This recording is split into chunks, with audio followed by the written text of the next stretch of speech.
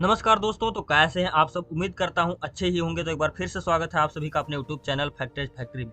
दोस्तों, आज हम बात करने वाले हैं मनुस्मृति के बारे में। मनुस्मृति में स्त्रियों को लेकर क्या कहा गया। आप अगर यूट्यूब पर सर्च करेंगे दोस्तों, तो आपको केवल इसका नेगेटिव पक्ष ही दिखेगा, जिसमें वे बता रहे होते हैं कि मनुस्मृति में महिलाओं को ये कहा गया, महिलाओं को अपमानित किया गया। तो दोस्तों, आज मैं इस वीडियो में आपको बताने वाला हूँ कि मनुस्मृति में सच में महिलाओं के बारे में क्या कहा गया है। तो लास्ट तक बने रहिएगा दोस्तों, बहुत ही इंटरेस्टिंग वीडियो है। तो आइए दोस्तों शुरू करते हैं। दोस्तों, भारतीय जीवन में आचार और व्यवहार सिखाने में स्मृतियों का अद्वितीय स्थान है। स्मृति साहित्य में मनुस्मृति का स्थान सर्वोपरि है, जो सृष्टि के आदि पुरुष मनु विरचित मनुस्मृति, मनु संहिता, मानव धर्म शास्त्र, मानव शास्त्र आदि नामों से प्रचलित है। इसमें मनुष्य के लिए जीवन में अनिवार्य नियमों को अपनाने पर बल दिया गया है। मनुस्मृतिकार मनु का मानना है कि सृष्टि के प्रारंभ में एक पुरुष और एक स्त्री दोनों के सानिध्य से सृष्टि की उत्पत्ति और विकास का जो यह चक्र चला, वह आज भी अनवरत विद्यमान है और निरंतर चलता रहेगा। यह प्रत्यक्ष भूत सृष्टि के निर्माण में महत्वपूर्ण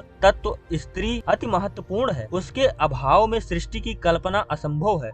तो हम स्त्री के अस्तित्व को कम कैसे आंक सकते हैं। हम संसार का कोई भी साहित्य ले लें, उसमें हमें नारी के विविध रूपों का दर्शन होता है, क्योंकि मानव जगत का प्रायः आधा भाग नारी जाति का है। समय के परिवर्तन के क्रम में समय, स्थान, रुचि, परिस्थिति इत्यादि के कारण नारी के सम्मान में कमी या भेद दृष्टिगोचर होता है। इसी प्रकार मनुस्मृतिकार मनु भी नारी के महत्व से परिचित थे। मनुस्मृति के अनुसार जिस समाज और परिवार में स्त्रियों का आदर सम्मान होता है, वहाँ देवता निवास करते हैं, अर्थात वहाँ अलौकिक गुण और सुख समृद्धि निवास करते हैं। इसके विपरीत जहाँ स्त्रियों का अपमान होता है, उनका अनादर करने वालों के सभी काम निष्फल होते हैं। भले ही वह कितना भी श्रेष्ठ कर्म कर ले, उन्हें दुखों का भागी बनना ही पड़ता है। इस प्रकार का भाव जिस समाज में होगा, वहाँ स्त्रियों की स्थिति मजबूत होगी। हमें स्त्रियों को नमन करना चाहिए। मातृशक्ति अजर अमर शाश्वत व अमृत तुल्य है। वेदों के बाद मनुस्मृति ही स्त्री को सर्वोच्च सम्मान और अधिकार देती है। मनु के अनुसार शोभा, लक्ष्मी और स्त्री में कोई अंतर नहीं होता, और मनुस्मृति में स्त्री को घर की लक्ष्मी भी कहा गया है। मनु ने नारी को रक्षा योग्य माना है, इसलिए स्त्री की रक्षा बचपन में पिता करता है, युवावस्था में पति करता है और वृद्धावस्था में पुत्र करते हैं। मनु ने स्त्रियों की रक्षा का सबसे उचित मार्ग स्त्रियों की ही धार्मिक बुद्धि को होना बताया है,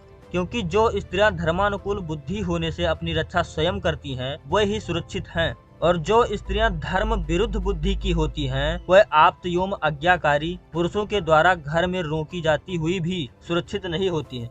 मनु के अनुसार जो स्त्री मन, वचन तथा शरीर को संयत रखती हुई पति का आदर करती हैं, वह स्वाधी और पतिव्रता कहलाती हैं। मनु के अनुसार बड़े भाई की स्त्री छोटे भाई के लिए गुरुपत्नी के समान है, और छोटे भाई की स्त्री बड़े भाई के लिए पुत्रवधू के समान कही गई है। जो स्त्री दुर्व्यसनी होती है, वो लोगों के निंदा का पात्र बनती है और मरने के बाद में श्यार की योनि को प्राप्त करती है। मनु के अनुसार वृद्ध माता पिता का पालन पोषण सौ निकृष्ट कार्य करके भी करना चाहिए। जो पुत्र ऐसा नहीं करता, वह दंडनीय होता है। मनु ने कन्या को भी परिवार में श्रेष्ठ स्थान दिया है। पुत्र के समान पुत्री को भी विशेष आदर दिया है। मनु ने दहेज प्रथा का भी विरोध किया है। मनु ने कहा है कि अगर कोई विवाह के समय दहेज लेता या देता है, तो वह वर और वधू को बेचने के समान है। मनु ने कन्या से विवाह के विषय में सबसे महत्वपूर्ण एवं आदर्शपूर्ण बात यह कही है कि कन्या को जीवन पर्यंत घर में भले ही रख ले, किंतु गुणहीन, अयोग्य, दुष्ट पुरुष